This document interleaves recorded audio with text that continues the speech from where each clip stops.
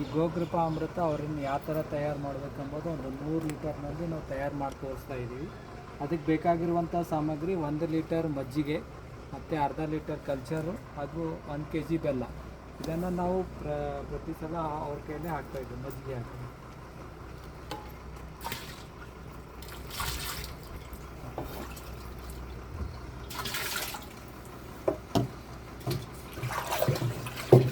ಯಾವಾಗಲೂ ಇದು ಒಳಗೆ ತಿರುಗಿಸೋದಿದ್ರೆ ಪ್ರದಕ್ಷಿಣೆ ಹಾಕಿ ಕ್ಲಾಕ್ ವೈಸೇ ತಿರುಗಿಸ್ಬೇಕು, ಆ್ಯಂಟಿ ಕ್ಲಾಕ್ ತಿರುಗಿಸ್ಬಾರ್ದು.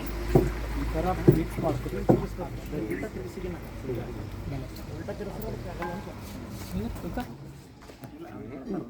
ಇದು 1 ಲೀಟರ್ 1 kg ಬೆಲ್ಲನ ನಾವು ಚೆನ್ನಾಗಿ ನೀರು ಮಾಡಿದ್ದೀವಿ, ಅದನ್ನು ಇದರೊಳಗೆ ಹಾಕ್ತಾಯಿದ್ದೀವಿ.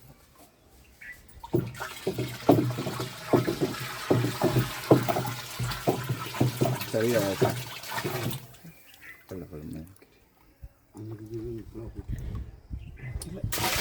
ಗೊಬ್ಬರ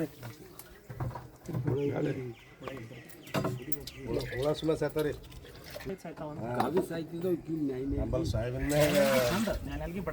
ಮುಂದೆ ಹೊಡ್ಕೊತಾವ ಹಿಂದೆ ಮಜ್ಜಿಗೆ ಬೆಲ್ಲನ ನಾವು ಚೆನ್ನಾಗಿ ಮಿಕ್ಸ್ ಮಾಡ್ಕೋಬೇಕು. ಮಿಕ್ಸ್ ಮಾಡಿದ ನಂತರ ಇದು ಗೋಕೃಪಾ ಅಮೃತನ ಅದರೊಳಗೆ ಹಾಕಬೇಕು. ಗೋಕೃಪಾ ಅಮೃತ ಅಂತ ಇರ್ತದೆ.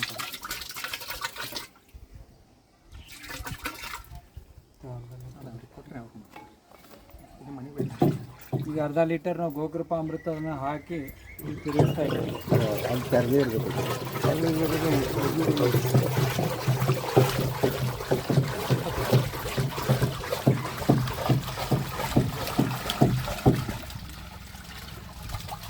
ಒಳಗೆ ತಿರುಗಿಸಿದ ನಂತರ ಈ ಥರ ಕೋಲ್ ಹೊರಗಡೆ ತೆಗಿಬೇಕು.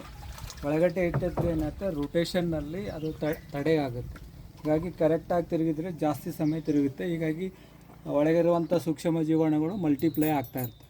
ಹೀಗಾಗಿ ಪ್ರತಿದಿನ ಮುಂಜಾನೆ ಸಾಯಂಕಾಲ 2 ಸಮಯ ಇದನ್ನು 2 ನಿಮಿಷ ತಿರುಗಿಸ್ಬೇಕು. ಅದರಲ್ಲಿ 7 ದಿವಸದಲ್ಲಿ ಇದು ಕಲ್ಚರ್ ರೆಡಿ ಆಗುತ್ತೆ. ರೆಡಿ ಆದ ನಂತರ ಸೇಮ್ ನೀವು ಸ್ಪ್ರೇ ಮಾಡಬೇಕು, ಡ್ರಿಂಚ್ ಮಾಡೋದು, ಮತ್ತು 1 ಲೀಟರ್ ತೆಕ್ಕೊಂಡು ಮತ್ತೆ ಮಲ್ಟಿಪ್ಲೈ ಮಾಡೋದು. ಡ್ರೆಂಚ್ ಕಬ್ಬಿಗೆ ನಡೀತದಲ್ಲ, ಕಬ್ಬಿ ಡ್ರಿಂಚಿಂಗ್ ಆಯ್ತು ಎಲ್ಲ ಎಷ್ಟು ಹಾಕ್ಬೇಕು ರೀ? ನೀರಿನಾಗ ಎಷ್ಟು ಮಿಕ್ಸ್ ಮಾಡ್ಬೇಕು? ವಾರಕ್ಕೊಂದ್ಸಲ ಸ್ಪ್ರೇ ಮಾಡೋದು. ಮತ್ತು 1 ಎಕರೆಗೆ 1000 ರಿಂದ 2000 ಲೀಟರ್ ಡ್ರಿಂಚ್ ಮಾಡೋದು. 1000 ಲೀಟರ್ ಸ್ಪ್ರೇ ಮಾಡೋದಿತ್ತಂದ್ರೆ ಹೆಂಗೆ ಮಾಡ್ಬೇಕು? ಅಥವಾ ಫ್ಲಡ್ ಇರಿಗೇಷನ್ ಬಿಡ್ಬೋದು, ಸ್ಪ್ರಿಂಕ್ಲರ್ನಲ್ಲಿ ಬಿಡ್ಬೋದು. ಫ್ಲಡ್ ಇರಿಗೇಷನ್ ಬಿಟ್ಟರೆ ಸಾಕಲ್ಲ? ಫ್ಲಡ್ ಇರಿಗೇಷನ್ ಬಿಡ್ಬೋದಲ್ಲ? ಒಂದು ಕ್ವಶನ್ ರೀ, ಈಗ ಇಂಥ ಒಂದು 5 ಬ್ಯಾರಲ್ ಮಾಡ್ತೇವಲ್ಲ, ಬಾಯ್ದಾಗೆ ಹಾಕ್ರಿ. ಬಾಯ್ದ ಹಾಕ್ಬಾರ್ದು, ಅಲ್ಲಿ ತಾನೇ ಕಲ್ಚರ್ ಆಗಲ್ಲ. ಅದು ನೀರು ಭಾಳ ಇರ್ತಾವೆ ಭಯದಾಗ. ಇಂಥದ್ದು ಭಾಳ ಮಾಡೋದ್ರಿ. ಏನು ಸಮಸ್ಯೆ ಆಗಂಗಿಲ್ಲ. ಆದ್ರೆ ನಮ್ದೇನು ಎಕ್ಯುರೇಟ್ ಒಂದು ಎಕರೆಗೆ ಇಷ್ಟೇ ಹೋಗ್ಬೇಕಂತ ನಮ್ಮ ಕ್ಯಾಲ್ಕುಲೇಷನ್ ಆಗಲ್ಲ, ಅದು ತಪ್ಪಿದೆ. ಹಾಕೋರ್ಲಿನ ಸಮಸ್ಯೆ ಆಗಂಗಿಲ್ಲ, ಯಾವುದೇ ಸಮಸ್ಯೆ ಬರಂಗಿಲ್ಲ. ಕಾಶಿ ನೀರು ಡೈಲಿ ಬರ್ತಾ ಇರ್ತದಲ್ಲ.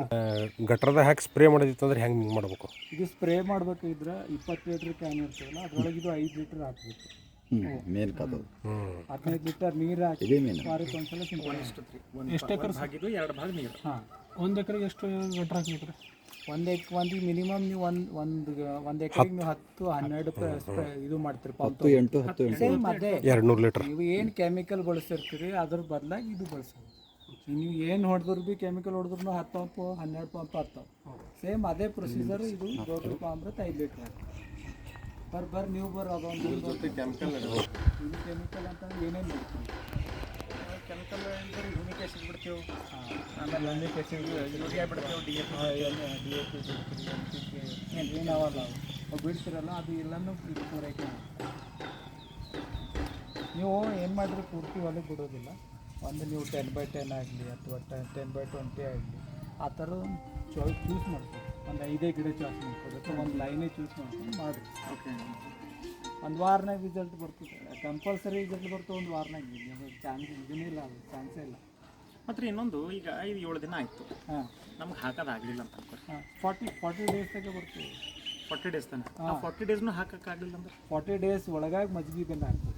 ಹಾಕಾಗ್ಲತ್ತಂದ್ರೆ ಬೆಲ್ಲ ಮಜ್ಜಿಗೆ ಮತ್ತೆ ಒಳಗಾಗಿ ಮಜ್ಜಿಗೆ ಬೆಲ್ಲ ಹಾಕಿ ಮತ್ತೆ ತಿರ್ಸ್ಬೇಕು ಮತ್ತೆ 40 ಡೇಸ್ ಮತ್ತೆ ಅದಕ್ಕೆ ಕಂಟಿನ್ಯೂ ಹಂಗೆ ಅಂದ್ರೆ ವೇಸ್ಟ್ ಆಗಲ್ಲ. ವೇಸ್ಟ್ ಅಲ್ಲ, ಅದು 45 ಡೇಸ್ ದಾಟ್ತು ಅಂದ್ರೆ ನೀವು ಏನು ಮಾಡೋದಂದ್ರೆ ವೇಸ್ಟ್ ಐತೆ ನಾವು ಕೆಲವೊಂದ್ಸಲ ಚೆಲ್ಲಿದೇವ್ರಿ. ಇಲ್ಲಿ ಗೌಡ್ರೆ ಇನ್ನೊಂದು ಏನ್ ಮಾಡ್ಬೋದು, ಈಗ ನಿಮ್ಮಲ್ಲಿ ಸ್ಟಾಕ್ ಅದ ಅಂತ ತಿಳ್ಕೊರಿ. ಇದು ಮಾಡತ್ತಿರಲ್ಲ ಇದಕ್ಕ ತಿಪ್ಪಿಗೆ ಅದಕ್ಕೆ ಭೀ ಬಳಸ್ಬೋದು ಇದ್ರೊಳಗೂ ಹಾಕೋದು ಇದ್ರ ಹಾಕೋದು ಮತ್ತೆ ಎಲ್ಲ ಗೊತ್ತಿರಲ್ಲ ಇಲ್ಲಿ ಹೊರಗಿಂದ ಇರೋ ತಂದು ಹಾಕಿ ಇಲ್ಲೇನೋ ಹಾಕೋದು ಬರುತ್ತಿಲ್ಲ. ಈಗೇನು ಬರ್ತಲ್ಲ ಸಗಣಿ ಅದೇನು ಕಚರ ಜಮಾ ಆಯ್ತದ ಒಂದು 2 feet ಮಾಡ್ತದೆ.